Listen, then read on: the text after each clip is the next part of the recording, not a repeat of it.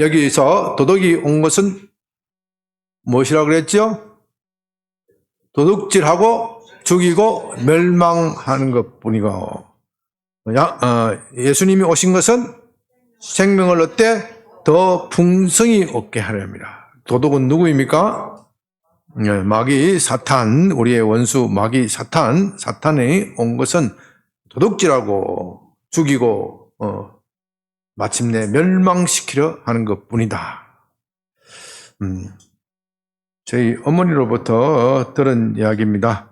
가끔 제가 방자해질 것 같으면 저희 어머니가 한 소절 이야기를 해주십니다. 내가 너를 키울 때 어떻게 키웠는지 한 소절을 이야기를 하는데, 어머니가 시집 오셨을 때는 6.25 전쟁이 끝나고 온 나라가 참 어려울 때입니다. 저희 집안도 그렇게 넉넉한 형편이 아니고 다 피난민은 아니지만은 부산에서 다행히 전쟁에서 직접 피해를 받지는 않았지만 온 국민이 다 고통을 받고 어려운 시기를 지나실 때니까 얼마나 힘들고 먹고 사는 것이 피곤한 그런 시기입니까? 아버님은 공무원 생활을 하셨지만 지금은 공무원들이 그렇게 대접을 잘해주지만 옛날 공무원은 참 피곤한 일입니다. 피곤한 일이가 거기다가 아버님이 좀 일찍 장가되셨기 때문에 직장 생활 하시기 전에 군대를 가셔야 돼요. 군대를 가셔가지고 그렇기 때문에 어머니 혼자서 이제 아이를 키우기도 하고 또 장사도 하고 뭐 그렇게 하는데 얼마나 열심히 사셨는지 몰라요. 열심히 사셨는데 이제 장사를 하기 위해서 물건을 도매상에서 사서 이제 가게로 가는 겁니다. 가게로 가는데 얼마나 열심히 사시는데 옛날 분들은 머리에 뭐예요? 또 이고 양쪽에 또 들고 그거 보셨어요? 들고 요즘에는 그런 거 머리에 이는 것도 없어. 머리에 이런 거 그러니까 또 뭐라 그러죠? 또가리 타고 여기에 머리에 큰 다라이라고 그러죠. 대야 그거를 읽고 어떻게 그러다는지 참 딱 들고 이렇게 가신단 말입니다. 또 심하게 더한 것도 있어. 거기에 애 또 업어. 옛날 어머니 여성들은 그렇게 열심히 살았어요. 자식들을 살리기 위해서 정말 우리로서는 상상이 안 되는 뭐 그렇게 이제 가는데 이제 도매상에서 가게로 이제 물건을 해서 가는데 버스 값도 아까워서 이제 걸어가시는 거예요. 도둑놈이 와가지고 슬금슬금 오더라는 겁니다. 따라와가지고 주머니에 손을 싹 넣어 가져가는 거예요. 이거 양손에 손을 넣고 있으니까 뭐 어떻게 할 도리가 없고요. 감을 찔러도 이거 지를 수도 없고 이거 내가 눈 뜨고 당했다. 그렇게 이야기를 하세요. 아이고, 내가 그 소리를 듣고 얼마나 가슴이 아픕니까? 이놈의 새끼네, 도둑놈들. 내가 집거리라도 잡으면 때려치기 뿐다. 이 도둑이 온 것은요, 도둑질하고, 죽이고, 멸망시키려 하는 것이다. 왜 우리 어머님이 도둑질을 당했습니까? 참 자식을 키우느라고 그렇게 열심히고, 그렇게, 헌신적으로 사셨지만 도덕을 막지는 못했어요. 왜 도덕을 막지 못하였습니까? 예? 힘이 없기 때문에, 도덕을 막을 힘이 없기 때문에. 여러분, 여기에 참 영적으로 참 중대한 비밀이 있어요. 예수님께서 말씀하시기를 있는 자는 어떻게 돼요? 그 가져서 풍성하게 되고 없는 자는 그 있는 것도 빼앗기리라. 세상에 어떻게 그럴 수 있느냐? 아니, 좀 하나님은 정의로운 하나님이시기 때문에 있는 자를 그것을 가져서 없는 자와 평균하게 하면 얼마나 좋겠습니까? 그것은 도덕적인 차원에서 하는 이야기고, 실제 우리 삶의 모습에서는 있는 자는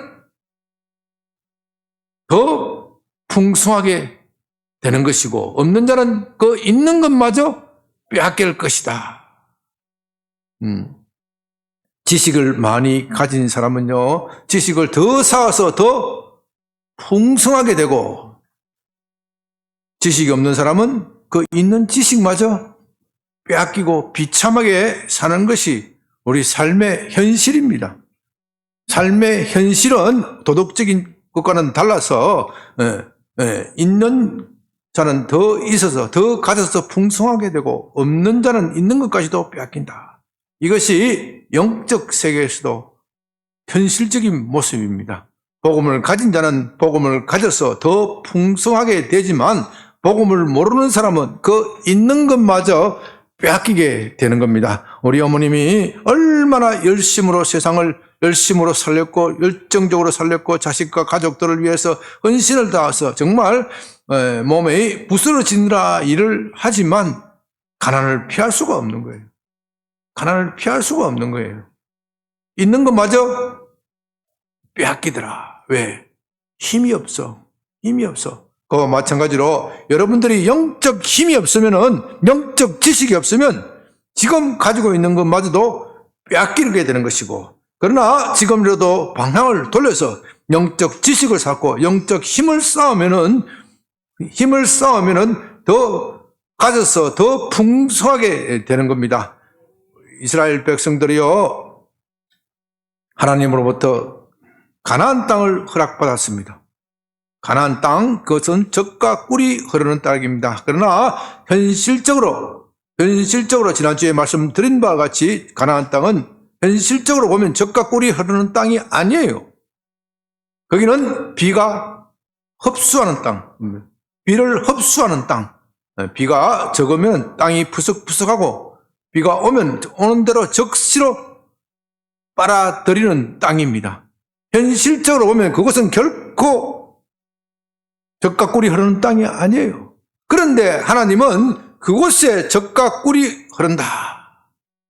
우리의 인간적인 육신의 눈으로 보면 이집트 땅이 젖과 꿀이 흐르는 땅입니다. 그것은 얼마나 물이 풍부한 땅이고 발로 물을 대는 곳, 물이 너무나도 풍부하기 때문에 굳이 숙여서 땅을 파고 고량으로 파고 할 필요도 없이 발로 물고를 차기만 하면 물이 줄줄줄 흐르는, 또 일조량은 너무나도 풍부한 땅이라서 농사가 잘 되는 땅, 상류에서 홍수 때마다 좋은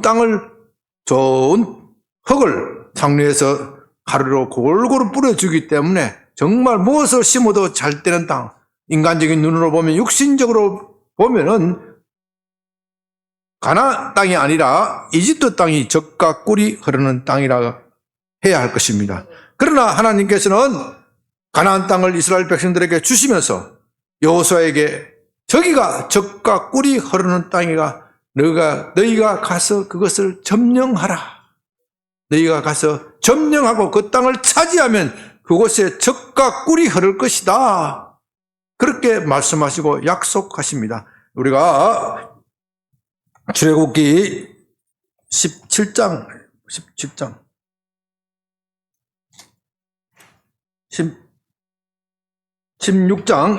하나님께서 이렇게 말씀하십니다.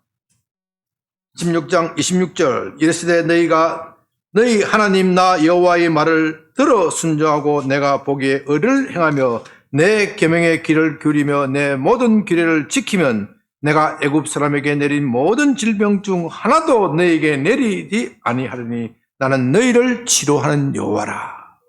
하나님께서 이 계명을 주시면서 너희가 가나안 땅에 가기만 하면은 내 말대로 내 말을 잘 듣고 순종하고 내가 말한 모든 명령을 지켜 행하면 그 땅이 너희가 보기에는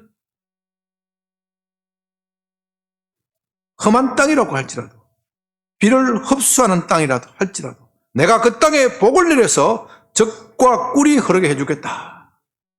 그뿐만 아니라 이집트 땅에 내린 모든 질병이 너희에게 하나도 내리지 않을 것이다. 너희가 건강하고 튼튼하고 젖과 꿀이 흐르는 땅에서 잘 먹고 잘 살 수 있게 될 것이다. 너희는 세계 다른 민족에게 구워질지라도 너희는 돈을 꾸는 일은 없을 것이다. 그렇게 약속하시고 말씀하셨습니다. 그러므로 그들에게는 젖과 꿀이 흐르는 땅이 약속되어졌습니다. 이제 그들이 할 일은 그 땅에 따라 들어가서 그 땅을 차지하는 일입니다. 그래서 그들은 여호수아를 앞세우고 가나안 땅에 들어가서 그 땅을 차지하였습니다. 그 땅을 차지하여서 하나님의 복으로 말미암아 그 젖과 꿀이 흐르는 그 땅을 경험하였습니다. 하나님의 복을 맛보았습니다. 그런데 원수들이 살금살금 넘어오는 겁니다. 원수들이 살금살금 넘어와서 그들이 가지고 있는 복을 가로채고 빼앗아 가버립니다. 여기에 요한복음 10장 10절에서 도둑이 온다 그랬죠? 도둑이 올 때 어떻게 옵니까? 내가 들어갑니다 하고 옵니까? 들어갑니다 하고 옵니까? 아니요. 살금살금 들어옵니다. 살금살금. 이 도둑이 들어와서 그들이 누리고 있는 복을 빼앗아 가버려요. 빼앗아 가버리고 나중에는 어떻게 해요? 죽이고 나중에는 어떻게 해요? 멸망시킨다. 이것을 경험하는 겁니다. 그들이 가나안 땅에서 배불렀을 때 하나님을 잊어버리는 겁니다. 하나님을 잊어버리고 우리가 다른 신에게 찾아가면, 우리가 다른 신에게 절을 하면은 더 많은 복을 얻을 수 있지 않은가? 하나님께서 주신 그것에 만족하지 않고 우리가 다른 신에게 절을 하면은 더 풍성한 풍요를 누리지 않을 것인가? 그렇게 착각을 하는 겁니다. 이웃에 있는 모압의 신들, 블레셋의 신들, 암몬의 신들, 옆집 나라 신들을 보니까 신나거든요. 그들이 축제에서 음란과 광란과 파티와 축하 파티를 벌리면서 보는 것을 보니까, 야, 우리 하나님께 드리는 제사는 시시해. 우리 하나님께 드리는 제사는 시시해. 거기에 가면은 여성들이 춤도 추고 좀 춤도 추면 어떻게? 신이 나면 옷도 벗더라. 여호와께 드리는 제사는 옷 벗는 것도 없어. 네? 갖고 한눈 견눈을 걷는짓을 하면서 그곳을 가서 그것을 우상을 섬기는 거예요. 그 마음이 빼앗기는 거예요. 마음이 어떻게 해요? 도덕에게 빼앗기는 겁니다. 마음에 도덕에게 빼앗기니까 그쪽에 있는 우상 숭배를 설금설금 따라 하더니, 그 지방에 가서 설금설금 따라 하더니 조금 있다가 어떻게 돼요? 그 우상을 가나안 땅에 가져와서 거기에 절을 하는 겁니다. 하나님이 주신 그것에 만족하지 않고, 왜냐하면 하나님께서는 가끔 그들이 하나님을 잘 섬기는지 안 섬기는지 시험을 하십니다. 우리 학생들 시험 보죠. 네, 중간고사, 기말고사, 중간고사 잘 봐야 돼. 잘 봐야 학점이 잘 나오고 그런 것이기 때문에 하나님, 그와 같이 하나님께서도 우리의 신앙의 성적을 테스트하시는 거예요. 그래서 때로는 가뭄을 살짝 내려요. 가뭄을 살짝 내리고, 또 때로는 비를 또 많이도 오게 하고. 왜요? 그렇게 함으로써 그들이 가지고 있는 복이 그들 자신에게서 나온 것이 아니라 하나님으로부터 나온 것임을 기억하게 하기 위해서 좀 어려움을 내리셔.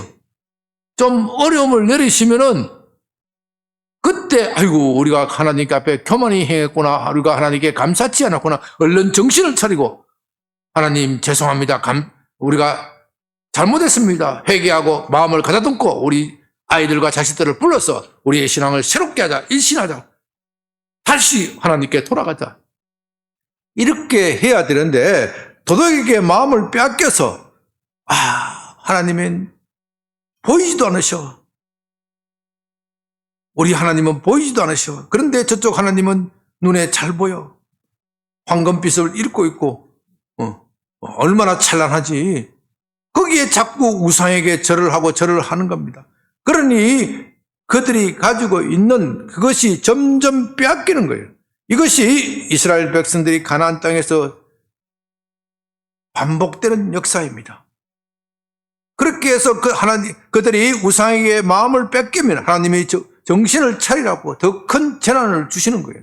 더 큰 재난을 주시는데, 이 민족을 통해서 이제 가뭄과 홍수 이런 것으로서는 잘 말을 안 들으니까 더 큰 심한 재앙이 내리시는 거예요. 경제적 고난, 육체적 고난, 질병이 닥치고 또 흉년이 들어도 심각한 흉년, 메뚜기들이 다 먹어치우고 갈가치우고 정말 먹고 살기 힘드는 흉년이 드는 거예요. 이것이 도덕에게 빼앗기는 거예요. 그들이 받은 복을 도덕에게 빼앗기는 거예요. 그래도 그들이 정신을 차리지 못하니까 어떻게 돼요? 외국의 군대들이 와서 이스라엘 땅을 짓밟고 마침내 예루살렘을 짓밟고 나중에 어떻게 해요? 완전히 멸망당하고 포로로 끌려가는 거예요. 바로 이것이 도덕이 와서 하는 짓입니다. 도덕은 어떻게 해요? 첫째는 도덕이 와서 어떻게 해요? 도둑질하고 몰래 가져가는 거예요. 그 다음에 어떻게 해요? 죽여요. 우리의 영혼을 죽여요. 세 번째요. 어떻게 해요? 멸망시키면은 이거는 멸망한다는 것은요, 회복할 길이 없다는 거예요. 회복할 길이 없다. 우리 예수 믿는 사람도 그런 겁니다. 하나님께서 예수님 안에서 우리에게 많은 것을 약속하셨습니다. 많은 것을 약속하셨어요. 이 복음이 우리에게 약속한 것은 이스라엘 백성들이 약속받은 땅, 젖과 꿀이 흐르는 가나안 땅을 받은 것보다도 훨씬 더 크고 넓은 복을 받았습니다. 왜냐하면 그리스도께서, 하나님의 아들이신 그리스도께서 우리의 저주를 다 짊어지셨기 때문에 갈라디아서 2장 20절에서 우리의 모든 저주를 다 짊어지셨다고 했어요. 그리고 아브라함이 받은 복을 우리에게 주신다. 아브라함이 받은 복을 우리에게 주신다. 우리가 예수님을 믿을 때 우리는 그냥 복을 받은 것이 아니고 무슨 복? 아브라함의 복이 아브라함의 복. 아브라함의 복이 어떤 복입니까? 아브라함이 축복하는 사람은 축복받고 아브라함이 저주하는 사람은 저주받는 복. 세상에 이 복보다 더 큰 복이 없어. 아브라함이 축복하는 사람은 축복하고 아브라함이 저주하는 사람은 저주를 받는 거예요. 이것은 다른 말로 하면은요, 세상을 다스리는 권세를 주신 거예요. 세상을 다스리는 권세. 예.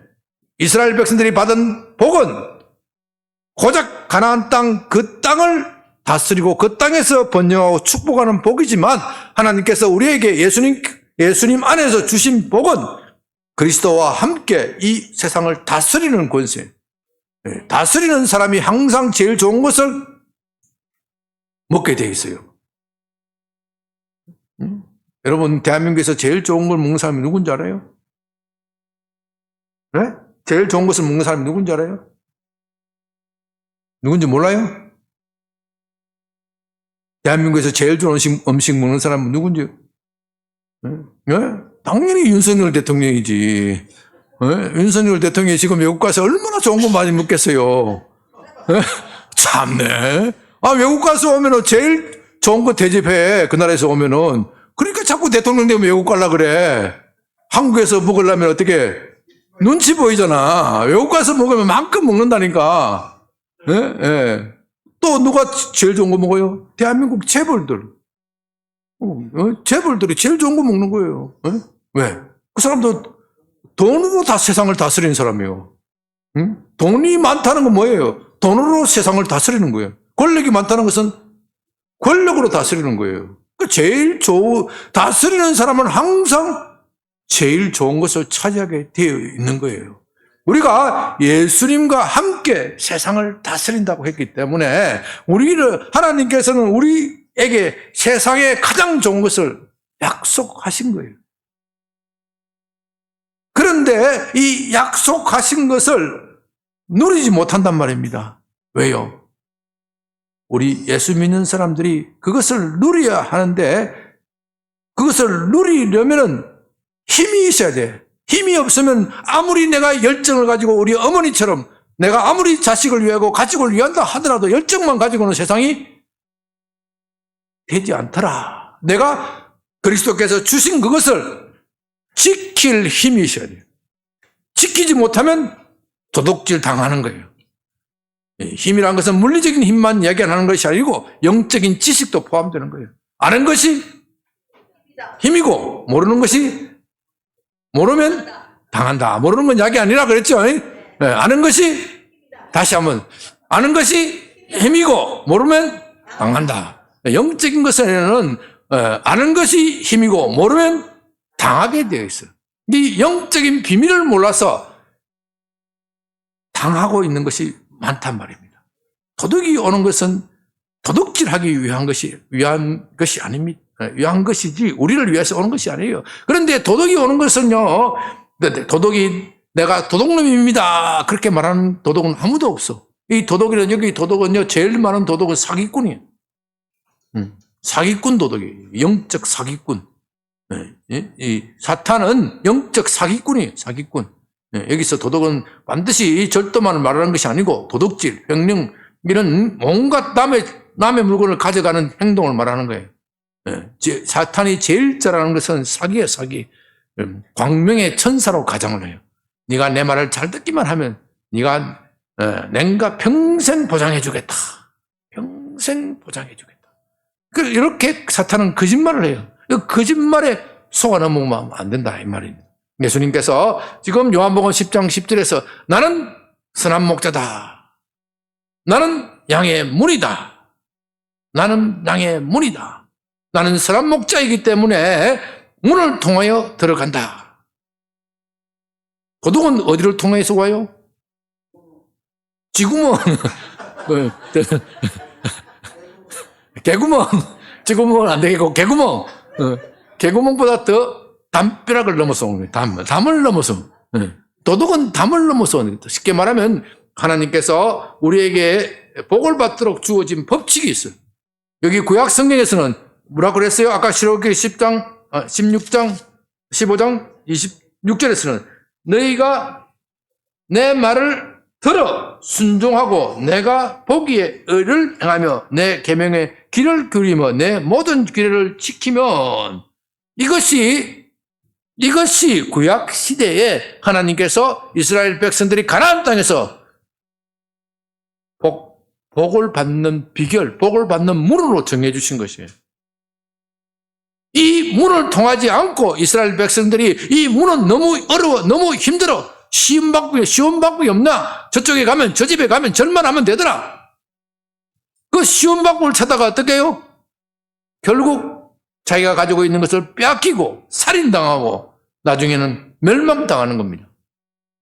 신약 시대에 와서는 우리에게 정해주신 문이 있는데 예수님께서 내가 양의 문이라 그랬어요.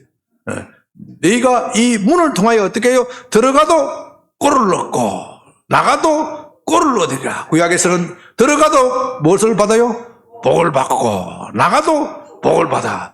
너희가 내 계명을 잘 지키면 너희가 들어가도 복을 받고 나가도 복을 받는 거예요. 신약에 와서는 예수님께서 곧 율법의 완성이시기 때문에 율법의 완성이신 예수님께서 내가 인도한 대로 너희들이 가기만 하면 내 말을 잘 듣고 내 말에 순종하면 들어가도 꼴을 얻고 나가도 꼴을 얻는다. 이 꼴이나 복은 똑같은 말이에요. 이 예수님을 통해서 복을 얻는 거예요. 그런데 우리는 이 예수님을 통한 복을 얻는 이것을 자꾸 잊어버려요. 오늘 이렇게 예배드리고 말씀 드리고 기도할 때는 정말 그렇다. 내가 예수님 안에서 복을 받아야 되겠다. 예수 믿고 복을 받아야 되겠다. 내가 복의 주인공이 되어야 되겠다. 그렇게 생각하다가도 이 교회 문을 나서면은 세상에 그런 게 어디 있어? 세상에 그런 게 어디 있어? 응? 예수 믿는 사람 좀 머리가 좀 돌아온 것이 아니야? 세상 사람들은 다 그렇게 생각하거든요. 아니 예수 믿는다고 해서 무슨 복이 오는 거야? 복이란 것은 지가 열심히 일해야 받는 것이지. 또 복이란 뭐예요? 복권을 사야 복을 받는 것이지. 이게 세상의 가르치면, 이게 세상을 가르치면 복권을 사야 복을 받는 것이지. 세상은 그렇게 이야기를 해요. 복권을 사서 복을 받는 수도 있어요. 열심히 공부해서 열심히 노력해서 잘 되는 수도 있어요. 그러나 그것은 궁극적인 복은 아니에요. 그건 궁극적인 복은 아니에요. 공부 열심히 한다고 해서 다 공부 잘하는 것도 아니에요. 열심히 안 하면은 공부 못하게 되어 있는 것은 틀림없지만 예? 열심히 한다고 해서 다 박사학위 받는 것도 아니고 다 시험에 합격하는 것도 아니에요. 그렇죠? 맞죠? 네. 복은 하나님이 궁극적으로 주시는 거예요. 내가 그 복을 위해서 열심히 노력하고 또 하는 것도 중요하지만 궁극적으로는 하나님이 주시는 거예요. 하나님이 주시는 그 복을 향하여 달려가고 그렇게 해야 마침내 복을 받는 것입니다. 특히 건강 문제는 더욱 그렇습니다. 하나님께서 예수 믿는 사람들에게는 건강을 주신다고 약속하셨어요. 오늘 우리 출애굽기 15장의 말씀에 이집트 땅에 내린 질병이 너희에게는 하나도 임하지 않으리라. 그런데 왜 우리에게 질병이 임합니까? 질병은 뭐 저도 임할 수도 있고 여러분들에게 임할 수 있는 거예요. 질병이 오는 이유는 여러 가지로 있을 수 있는데 따지고 보면은 사탄에게 우리의 건강을 빼앗기는 겁니다. 사탄에게 우리의 건강을 빼앗기는 거예요. 물론 하나님께서 우리에게 다른 목적을 가지고 그의 선한 목적을 가지고 우리에게 우리가 질병 당하는 것을 허용하실 수도 있어요. 그러나 그 모든 것의 배후에는 사탄도 작용하고 있음을 우리는 늘 생각해야 됩니다. 그래서 하나님께서 예수님께서 말씀하시기를 너희가 내 이름으로 손을 얹으면 병이 나으리라 그렇게 말씀하셨어요. 왜요? 병에 대해서 병을 누를 수 있는 권세를 예수 믿는 사람에게 주셨단 말입니다. 예수 믿는 사람에게 주셨어요. 그것을 경험하도록 하기 위해서 우리에게 질병도 허용하시는 거예요. 그래서 우리 집에는요, 우리 애들이 오면요, 뭐 감기 하나도 걸리면 저한테 쪼르륵 쫓아와요. 쪼르륵 쫓아오고 기도하면 또 나아요. 그걸 알기 때문에 애들이 쪼르륵 쫓아와요. 안 나오면 안 오겠지. 어떤 데는 막 세 놈하고 우리 재찬이까지 줄 서 있어. 감기가 한번 싹 돌아버리면은, 감기가 한번 싹 돌아버리면 줄 서 있어. 쪼르륵 줄 서 있어. 이게 어릴 때부터, 어릴 때부터 교육. 물론 우리가 병이 나고 이렇게 하면은 약도 찾고 병도 찾고, 이거 좋은 약도 찾고 병원에 가서 해야 돼. 그거 하지 말라는 거 아니에요. 그러나 근본적으로는 하나님께서 우리 믿는 사람에게는 질병을 누를 수 있는 권세를 주셨어요. 누를 수 있는 권세를 주셨기 때문에 이 권세를 활용을 해야 돼요. 그러나 우리는 때로는 이 권세를 빼앗길 때가 있어요. 도둑질 당해. 오늘 이 시간 말씀을 들으면서 여러분들은 이 주님께서 주신 이 권세를 다시 회복하시기 바랍니다. 질병에 대한 권세, 하나님께서 이 성경에는 수도 없이 그런 권세를 약속하십니다. 특히 신약에 와서는 예수님께서 그 약속을 하십니다. 너희가 내 이름으로 병자에게 손을 얹은 적 나으리라. 너희가 내 이름으로 무엇을 쫓아낸다고요? 귀신을 쫓아내는 거예요. 귀신을 쫓아내는 거예요. 귀신에 대한 권세를 주셨어. 귀신에게 괴로움을 당하는 사람,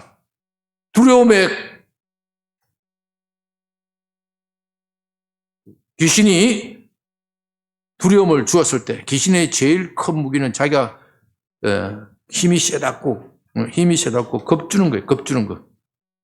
거기에 눌리면은 내가 빼앗기는 거예요.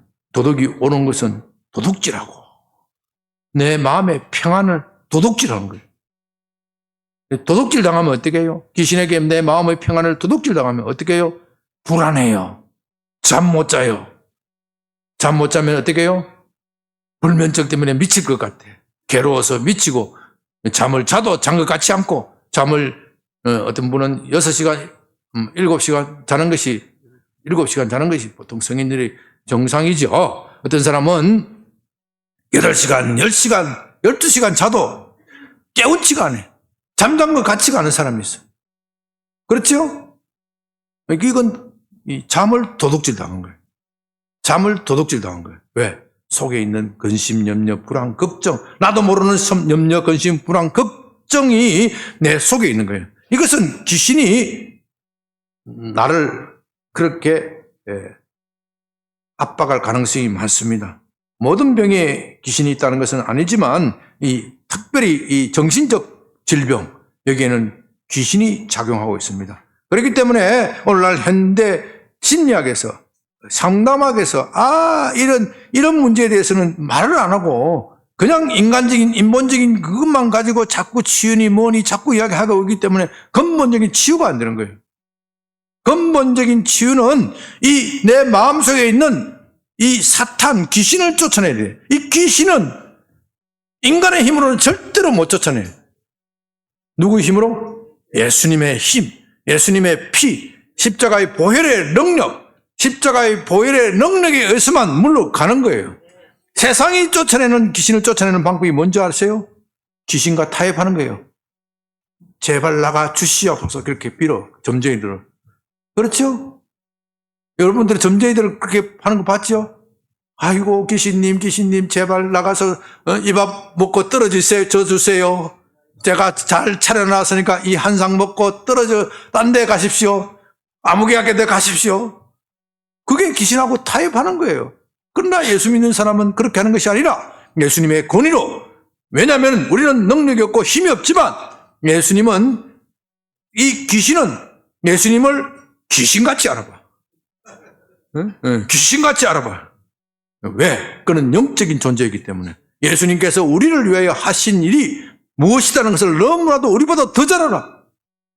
예수님께서 우리를 위하여 하신 일은 우리의 모든 죄를 십자가에서 다 도말하셨어.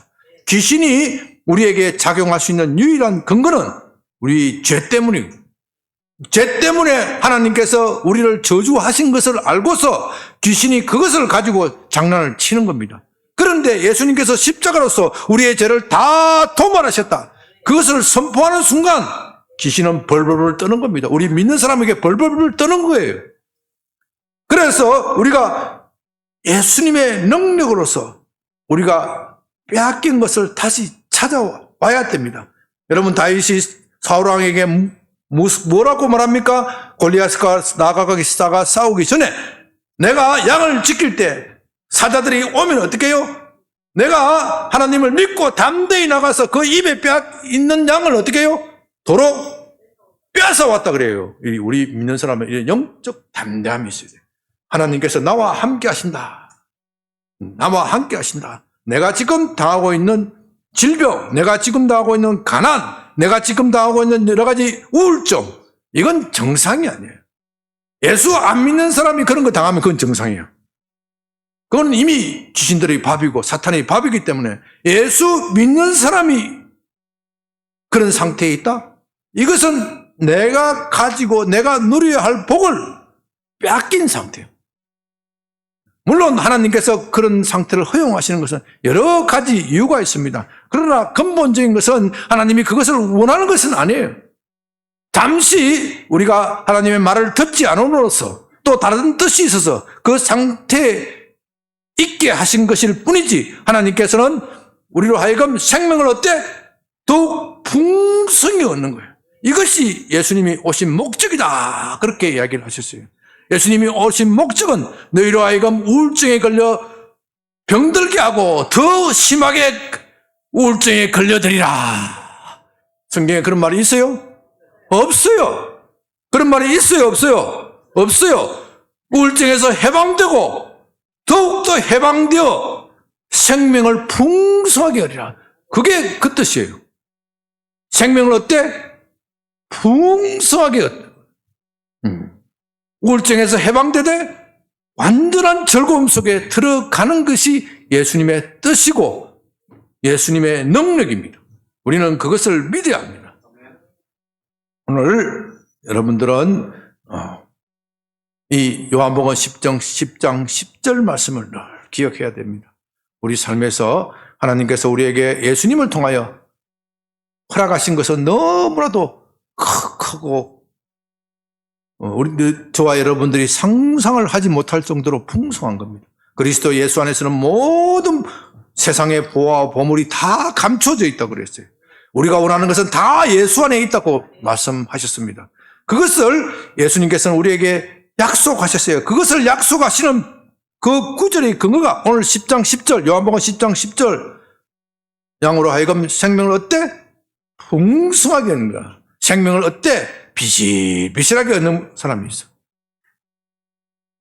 예수님을 믿어도 건강하지 못하고, 예수님을 믿어도 내 삶이 기쁘지 못하고, 예수님을 믿어도 힘들고 피곤하고 지친 사람, 이건 정상이 아니에요. 이건 정상이 아니다. 우리가 이 10장 10절의 말씀을, 요한복음 10장 10절의 말씀을 믿으면서 내 안에 들어온 이 나를 침범하는 이 도덕을 쫓아내요. 도덕을 쫓아내고 앞으로는 또 어떻게 막아내야 돼. 지금 있는 도덕은 어떻게 쫓아내야 되고, 두 번째는 앞으로 오는 도덕은 막아내요. 이 쫓아내면 그냥 이놈이 그냥 물러가지 않아요. 물러가는 게 아니고 눈을 시끌시끌하고 또 보자. 성경은 그렇게 돼 있어. 성경은 그렇게 돼 있어. 이거 우리 죽을 때까지 그렇게 하는 거예요. 시끄리면서, 이게 말이야, 예수 믿는다고 폼 잡았더니, 아이고, 내가 무서워서 안 되겠네. 그러면 씩 나가면서 두고 보자 하고 나가요, 귀신들은. 두고 보자는 말에 겁먹을 필요는 없어. 그러니까 우리는 항상 영적으로 긴장하고 무장해야 돼. 마치, 느헤미야처럼 한 손에는 칼을 들고, 한 손에는 병기를 들고, 한 손에는 뭐예요? 집 짓는 도구를 들고, 이렇게 사는 거예요. 영적으로 늘 긴장하고 도덕이 오면 박살을 내버려요. 오늘 여러분 기도에 참석한 것도 이 영적 무장을 위해서입니다. 이 영적으로 잘 막아져야 우리의 건강이 지켜지고, 우리의 삶이 지켜지고, 우리의 생명이 지켜지는 겁니다.